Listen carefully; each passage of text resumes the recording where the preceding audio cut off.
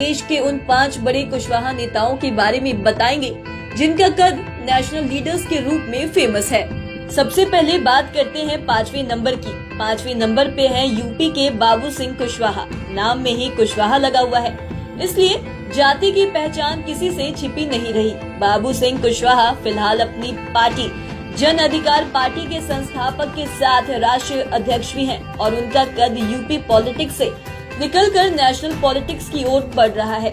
इनका भी मानना है कि जिसकी जितनी भागीदारी उतनी उसकी हिस्सेदारी होनी चाहिए। हालांकि बाबू सिंह कुशवाहा के खिलाफ भी कई आपराधिक मामले हैं, लेकिन ये इसे बीजेपी की साजिश बताते हैं और बीजेपी पर पुरजोर हमला करते रहते हैं।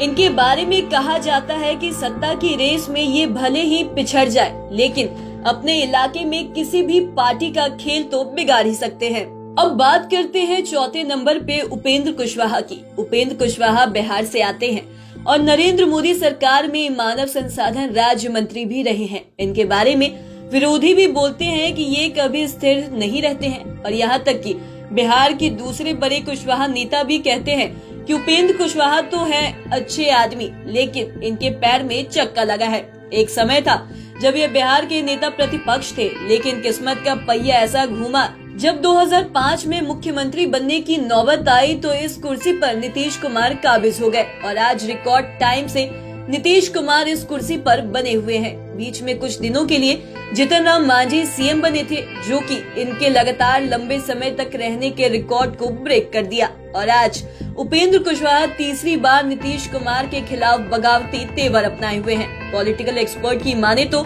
नीतीश कुमार के उत्तराधिकारी बनने की चाहत ने इन्हें बगावती मूड में ला दिया है और 100% कुशवाहा समाज पर तो इनकी पकड़ अब भी नहीं है, लेकिन समाज के एक बड़े तबके पर इनके प्रभाव से लोग इनकार नहीं कर रहे हैं।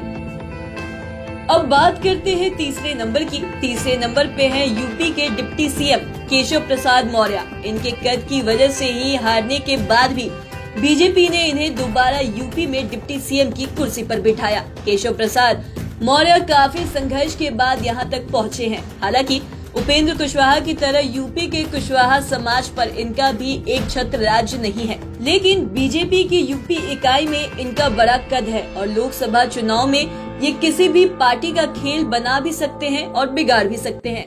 वो एक बार मीडिया से कह भी रहे थे कि अखबार बांटते बांटते कैसे आरएसएस से जुड़ गए खुद उन्हें भी नहीं पता है। फिर पॉलिटिक्स में आ गए और आज बीजेपी के बड़े कद वाले नेता हो गए हैं। वो अपनी पहचान को विस्तार करते हुए बिहार में भी बीजेपी के कार्यक्रमों में शामिल होते हैं और इनका बिहार में कुशवाहा नेता सम्राट चौधरी से काफी गहरा लगाव है। दरअसल केशव प्रसाद मौर्य अखबार बांटने के दौरान संघ के कार्यकालों में जाने लगे। अब बात करते हैं दूसरे नंबर की। दूसरे नंबर पे है महाराष्ट्र के पूर्व उप मुख्यमंत्री छगन भुजबल। इनका पूरा नाम है छगन चंद्रकांत भुजबल। ये भी कुशवाहा जाति से आते हैं और इन्होंने भी काफी नीचे से संघर्ष कर राजनीति की ऊंचाइयों को टच किया है। एक समय था जब ये मां के साथ सब्जी बेचा करते थे और महाराष्ट्र की कैबिनेट में शामिल हुए और अरबों की संपत्ति के मालिक बन गए। बाद में ये मनी लॉन्ड्रिंग मामले में जेल भी गए और वर्तमान में ये एनसीपी यानी कि राष्ट्रीय कांग्रेस पार्टी में है। भले ही ये मां के साथ भाई खला बाजार में सब्जी बेचते थे, लेकिन पढ़ाई के मामले में ये आगे रहे। मैकेनिकल इंजीनियरिंग से पढ़ाई कर नौकरी की तलाश में जुटे हुए थे। इसी दौरान इन्हें बाल ठाकरे को सुनने का मौका मिला। ये बाल ठाकरे के विचारों से प्रभावित होकर शिवसेना में शामिल हो गए। पहली बार 1973 में शिवसेना के टिकट पर पार्षद बने और 1985 में बाल ठाकरे ने इन्हें मुंबई महानगर पालिका के मेयर की जिम्मेदारी दी। इसके बाद तो ये आगे बढ़ते चले गए। हालांकि शिवसेना ने जब मनोहर जोशी को नेता प्रतिपक्ष बनाया तो इन्हें काफी ठेस लगी। इसके बाद छगन भुजबल ने शिवसेना छोड़ दिया। हालांकि बाला साहेब ठाकरे के बेटे उद्धव ठाकरे महाराष्ट्र के सीएम बने तो ये उनकी कैबिनेट में शामिल हुए थे। ये बीच के दिनों में कांग्रेस में भी शामिल हुए थे और अभी राष्ट्रवादी कांग्रेस पार्टी एनसीपी में है। सितंबर 2022 में इन्होंने मां सरस्वती को लेकर दिए गए विवादित बयानों की बात सुर्खियों में आए थे। एक बार और तब सुर्खियों में आए थे जब ये महाराष्ट्र के गृह मंत्री थे और इनके कार्यालय में बाला साहेब ठाकरे की गिरफ्तारी के आदेश जारी हो गया था। काफी उतार चढ़ाव के बाद भी छगन भुजबल आज भी देश के बड़े कद वाले नेताओं में गिने जाते हैं। अब बात करते हैं पहले नंबर की। इस नंबर पर बात करते हैं कुशवाहा समाज से आने वाले अशोक गहलोत की।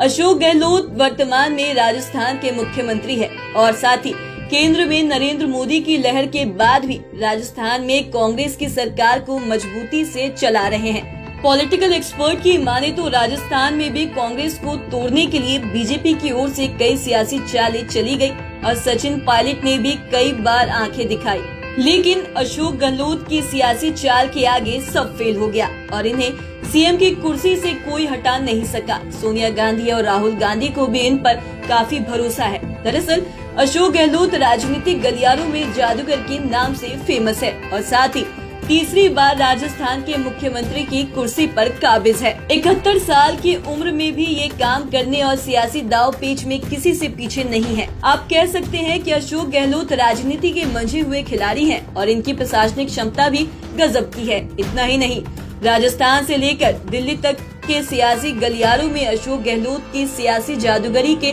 किस्से मशहूर है और NSUI से सियासी गलियारे में एंट्री करने वाले गहलोत अपने राजनीतिक जीवन में पूर्व प्रधानमंत्री इंदिरा के अलावा राजीव गांधी और बाद में नरसिम्हा राव कैबिनेट में मंत्री की जिम्मेदारी संभाल चुके हैं। कहा जाता है कि गहलोत की राजनीतिक समझ के चलते उनके विरोधी पार्टियों से भी अच्छे संबंध रहे हैं और साथ ही वर्तमान में देश में कांग्रेस पार्टी के शीर्ष नेताओं में गहलोत को ही सबसे बड़े संकट मोचन के तौर पर माना जाता है।